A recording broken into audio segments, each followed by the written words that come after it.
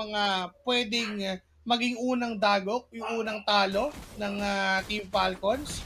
So, for Onyx 9 Lives, they must complete this win or this game para bigyan ng unang talo ang Team Falcons. And I must say, yung lineup naman ng Team Falcons right now ay kayang makasurvive ng every single one of them. Lahat sila ay may sense of survivability, diba? Para sa parehas sa kupunan na to. So technically walang problema sa mga lanes ng Team Falcons. Lahat sila kayang mabuhay.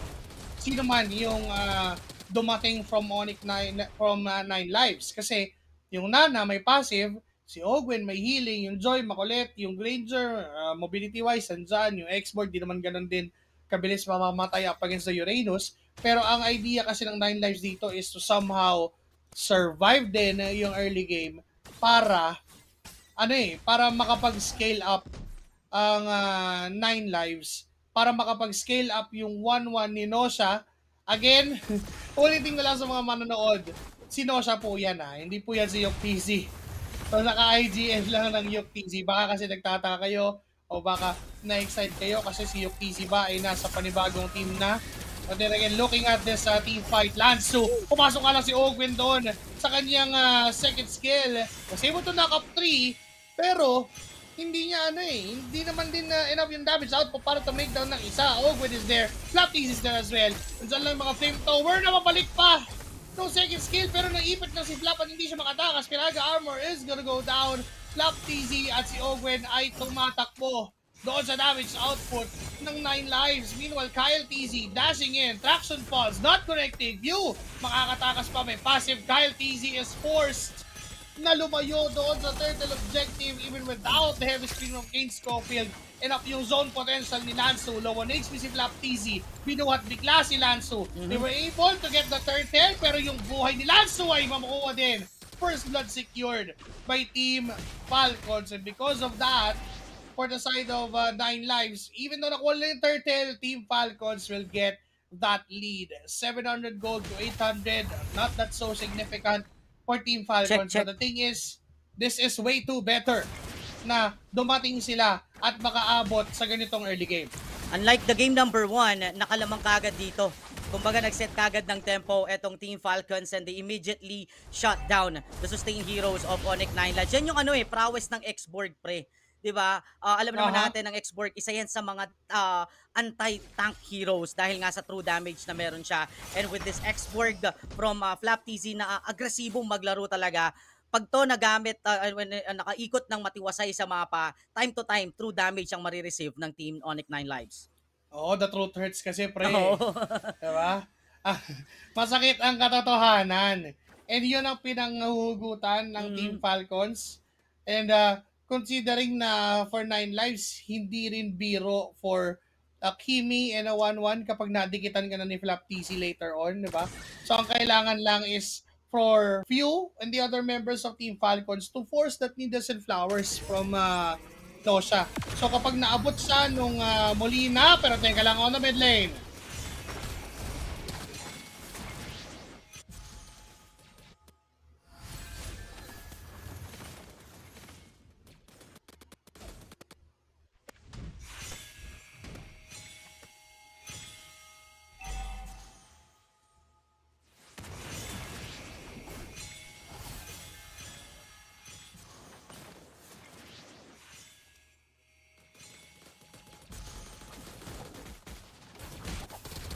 The only good thing is that na-pop nila yung passive ni Few. So medyo bawas yung posibleng aggression coming in from Team Falcons. But Flaptease, alam din niya na walang mangyayari sa lane niya kung sasabayan niya lang si Lansu. The better thing to do is sumama na sa mga team fights. Pero look at the zone. I mean, kinailangan ni Flaptease bumalik para hindi maubos yung energy plates at madepensahan yung Torre. And that gave 9 lives the advantage onto the turtle. Madali yun Onyx 9 Lives with Akai against a Joy. Parang yung Lancelot, ikaw kung sa tingin mo, ano yung lamang, kumbaga, sino yung mas lamang sa'yo sa Akai? A Lancelot or a Joy? Parang mas okay talaga yung Lancelot Kasi mas madaling yung Joy, dolasan yung yung heavy spin. na alam may dunggol kasi yung Akai, 'di ba? Yung Mhm. kanyang first skill, if I'm not mistaken, yung dash niya. So that is enough para pigilan kasi yung yung dash ng isang Joy. Unlike the Lancelot, ang dami niyang ways to dodge a possible pin down. 'Di ba? So technically for 9 lives, they nakuha nila yung yung advantage doon sa jungle matchup dito sa game na to.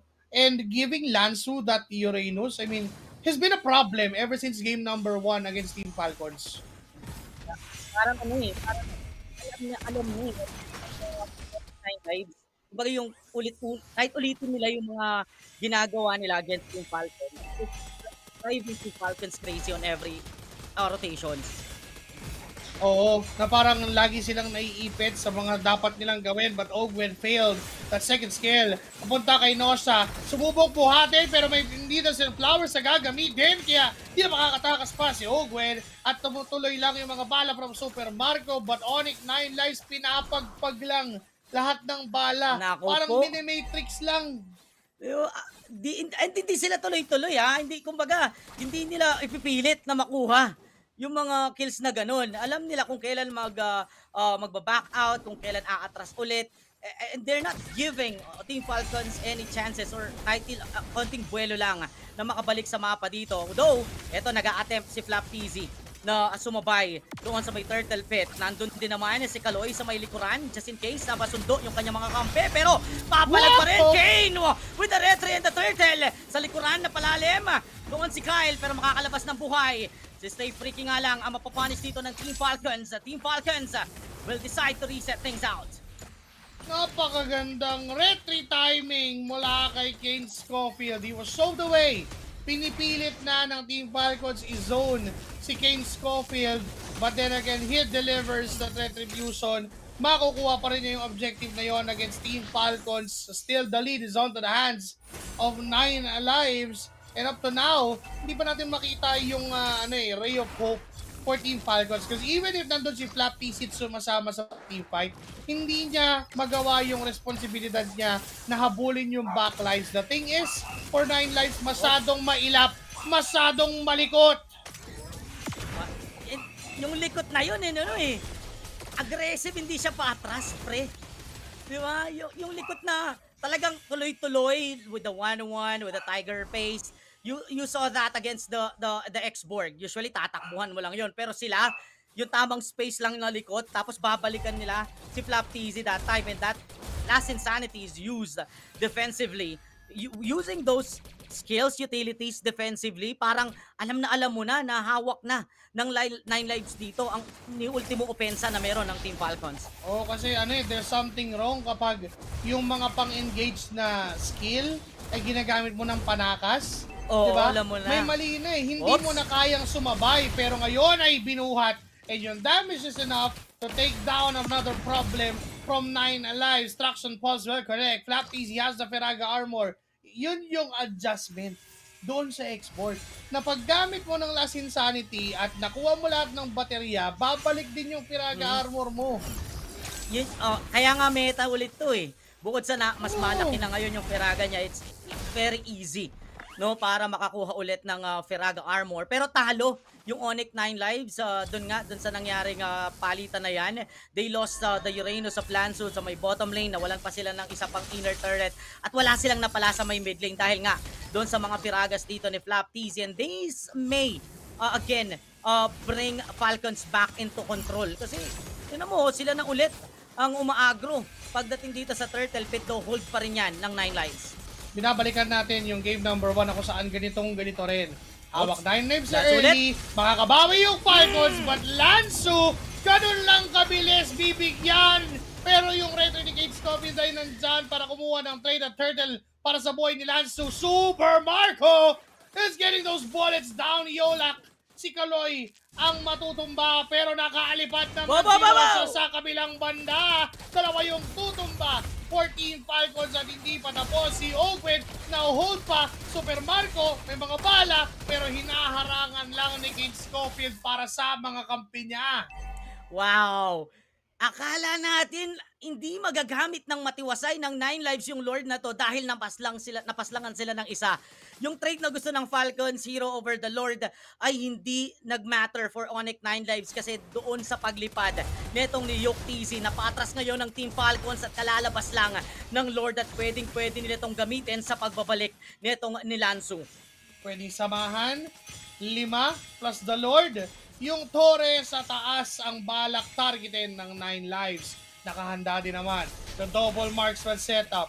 The Kimi 1-1 mula sa 9 lives. Pwedeng Tomore, Traction Pulse, Piraga, Arbor na wala. Nasa Santi bigla, pero Foreman knock-up mula kay Kaloy, pero masyadong malalim. Pero hinabo lang at tinuloy ng Onyx 9 lives ang mission. That's 2 and 3 falling down from Falcons. At yung Torre na lang ang kailangan para tuluyang kunin ang panalo. Pero hindi! Nakakalimensa with Kyle, TZ, and Super Marco. Wipeout for Team Falcons! Kakamutin na lang, isang kamot na lang yung base, pero nakalimot din ang Onyx 9 Lives na nandoon pa si Bulletproof Super Marco together with Kyle TZ na protektahan nila yung base at naubos ang Onyx 9 Lives by halong gigil din ang Onyx 9 Lives dun sa last push na yon at hindi na nila namalayan na unti-unti na silang inuubos netong ni Super Marco. Hindi na control ng mga Wildcats ang pagpasok. Kaya naman, nakuha ng Team Falcons yung magandang depensa. They are still breathing fine. Another round na sila'y mabubuhay. Yung mga minions ay mabilis lang nakiklear. But for 9 lives, susugod muli. Si Kyle TZ naging target. Hineavy speed. Lahat na binigay. Dalawang ultimates to take down the jungler. At ready nang pumalag muli ang Wildcats. Grabe yun! Pamatay sunog yun, pre! Yung tipong kumakamba, kumaabanti na ulit. Ang mga Falcon ay nabigwasan na kagad. Nabagwisan. Etong si Kyle TZ doon sa may itaas and it's very crucial because the Lord will respond in 15 seconds. Kasabay lang din ang pagbuhay ni Kyle. Ang tanong, madidelay ba to ng Team Falcons para makaabot pa ang kanilang jungler? Mukhang yun talaga ang plano pero papalag yata ang Kyle TZ sa Eagle. Nahinatid! Si Kate Scofield lumipad! Sinosha! Kaso yung Piraga lang ang nawala pero double man! Pin down from the heavy spin! Flap TZ poppin! The immortality flickering out! Humahabol pa rin ang Wildcats! Sabay-sabay tumatalon! Sabay-sabay pumapasok! No more Lord needed dahil yung Torre sa baba ang target. They can possibly end this round! I think this time, hindi na nila itatapon ang pagkakataon para matapos ang bakbakan. Ginagawa pa rin ni Kyle ang paraan para mapahaba pa to pero patuloy ang pagpuwersa ng kupunan ng Onyx 9 Lives. Ang pusa na mismo ni Pew ang dumidepensa pero hindi kaya. It's gonna be a swift for the Wildcats.